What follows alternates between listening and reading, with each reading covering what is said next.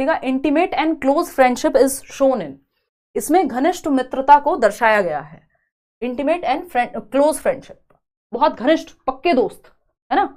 शोले याद कर लीजिए, वो जय वीरू, हाँ वो वाले दोस्त, ठीक है ना, वही थोड़ी देर पहले वाले दोस्त जिसमें डांट दोनों दोस्त साथ में खा रहे हैं, ठीक है ना।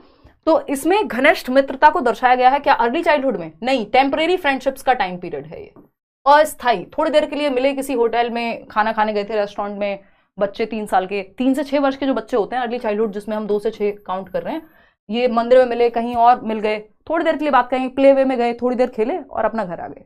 इनकी ज्यादा पक्की दोस्तियां नहीं होती हैं, टेम्परेरी फ्रेंडशिप का टाइम पीरियड है। लेटर चाइल्डहुड में फॉर्म होनी शुरू होती हैं, आप ग्रुप्स में रहना शुरू करते हो, you just start to live in groups और associate yourself to a group. लेकिन एडोलसेंस वो समय है जहां यहां वाली जो फ्रेंडशिप्स हैं वो लॉन्ग टर्म में चलती हैं, स्कूल के जो दोस्त होते हैं वो लॉन्ग टर्म में चलते हैं। लेकिन ये जो क्लोज फ्रेंडशिप है वो एडोलसेंस का साइन है, यानी किशोरावस्था 12 से 18 वर्ष, बिल्कुल घनिष्ठ मित्रता, पियर्स का प्रभाव माँ बाप से भी ज्यादा। मिडिल चाइल्डहुड तो वही बताया आपको, लेटर चाइल्डहुड वाला ही पार्ट आ जाएगा, अब 6 से 12 के बीच में। क्वेश्चन नंबर, गैंग एज पूछता तो लेटर चाइल्डहुड हो जाता, टोली अवस्था। क्वेश्चन नंबर 24 देखिएगा, और 6-8 सवाल हैं।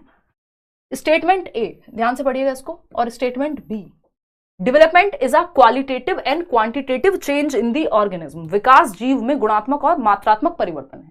यानी डेवलपमेंट स्ट्रक्चरल एंड फंक्शनल दोनों हो सकता है, यानी आपकी बॉडी के स्ट्रक्चर में, संरचना में परिवर्तन, वो भी विकास का हिस्सा है जिसको वृद्धि कहते हैं।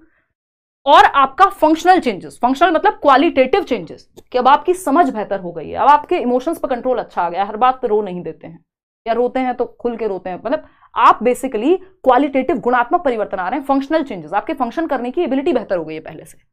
तो structural and qualitative, structural plus functional, ये दोनों वर्ड याद रखिएगा, पूछे जा सकते हैं। संरचनात्मक और प्रकार्यात्मक, या इसी को कह देते हैं क्वांटिटेटिव और क्वालिटेटिव। क्वांटिटी क्या है? आपकी हाइट का बढ़ना, आपके वेट का बढ़ना, shape, size, proportion, body proportion, ये सब क्वांटिटी या फिजिकल ग्रोथ का हिस्सा है, जिसको मेजर किया जा सकता है, मापा जा सकता है। वहीं क्वालिटी की अगर हम बात करें तो क्वालिटी में सब कुछ मापना संभव नहीं है। आपकी समझ कितनी बढ़ गई है, 250 ग्राम समझ पिछले 1 हफ्ते से बढ़ गई, ये नहीं कह पाएंगे आप, है ना। तो ये क्या है? ये ट्रू है, क्योंकि दोनों ही डेवलपमेंट में दोनों आ जाते हैं, क्योंकि डेवलपमेंट का ही पार्ट है ग्रोथ। तो क्वांटिटेटिव चेंज जो ग्रोथ को दर्शाते हैं वो भी डेवलपमेंट का पार्ट हो गई, और क्वालिटी तो हो ही गई। अगर सिर्फ एक लिखा हो तो आप क्वालिटी चूज करेंगे डेवलपमेंट के लिए। स्टेटमेंट बी क्या है? Development of any organism includes growth, capability, maturation and interaction with an environment. ये बात भी सही है कि भाई क्वालिटेटिव और क्वांटिटेटिव दोनों चेंजेस डेवलपमेंट है, सही बात है। मात्रात्मक और गुणात्मक परिवर्तन विकास का हिस्सा है। किसी भी जीव के विकास में वृद्धि भी होती है, उसकी क्षमता भी है, मैच्योरिटी भी है, पर्यावरण के साथ बातचीत नहीं है, यहाँ पे अंतःक्रिया होगी, ये ट्रांसलेशन की मिस्टेक है, ठीक है ना, क्योंकि मेजरली क्वेश्चन जो है इंग्लिश में फॉर्म किए जाते हैं। तो अगर हम यहाँ पे देखें तो ए ऑप्शन, यानी statement A is correct and statement B is substantial to the statement A, यानी ए सही और कथन बी ए के लिए पर्याप्त है। उसी क्वेश्चन को थोड़े दूसरे तरीके से पूछ लिया गया, असर्शन और रीजनिंग वाले क्वेश्चन को, ठीक है जी। A option is the right answer. Question number 25 देखिए, स्पीड बढ़ा देते हैं। आइडेंटिफाई द इनकरेक्ट स्टेटमेंट, ध्यान से पढ़िएगा, इसमें आप गलती करेंगे ज्यादातर लोग। Identify the incorrect statement with respect to physical development of child in the end of post childhood, यानी बचपन के बाद या बचपन के अंत में बच्चे के शारीरिक विकास के संबंध में गलत कथन को पहचानना है। पहला ऑप्शन है milk teeth set is replaced by permanent set, दूध के दांत जो हैं वो स्थायी दांतों के साथ रिप्लेस हो जाते हैं, दूध के दांत चले जाते हैं और स्थायी दांत आ जाते हैं उसकी जगह पे। ये बात तो ट्रू है, सही है, हमें गलत चाहिए, इनकरेक्ट चाहिए, नॉट चाहिए। Skill of handcraft will develop, हस्तकला, हाँ कुछ बनाना सीख जाते हैं इस उम्र में बच्चे। 12 साल की बात हो रही है ना, चाइल्डहुड तो पोस्ट चाइल्डहुड जो है, चाइल्डहुड पूरी तरह से खत्म हो गया, यानी अर्ली और लेटर दोनों, तो 12+ ईयर्स की बात हो रही है, 12+। Height of boys is more to that of girls, यानी 12 साल की उम्र में लड़कों की हाइट ज्यादा होती है लड़कियों से, मुझे क्या पता, खुद सोचो।